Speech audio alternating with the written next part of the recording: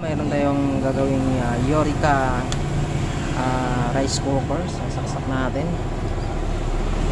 Yan. So naka-cook na agad siya mga idol. So hindi pa yan nakababa. So check natin kung bakit siya naka-cook. Okay. So let's go. So yan. So i-adjust lang natin to dito.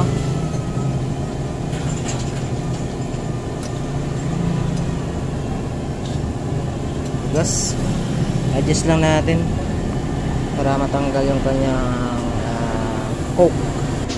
So ayun mga idol. So tinanggal natin yung kanyang washer. So nandito galing yan sa switch na to. Itong parang screw. Screw kasi ito eh. Diyan ang galing yung washer. So yan. Saksak na natin. Tinanggal ko lang yung ano niya. So yan. Wala na siyang red. So pag inuun natin yan, magkakaroon ng ano yan, ng coke. Yan.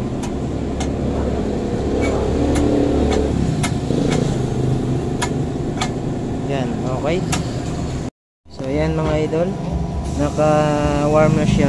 So ito yung sakan, nakasaksak. Pag binaba natin, kailangan mag-cook siya. Yan. Diba? Warm, pag pinihit, ibababa natin yung switch niya. Yan, magkukuk dapat yan. Yan. Ano siya? Yan. Yan mga idol, okay na. Maraming salamat sa inyong panonood. And God bless.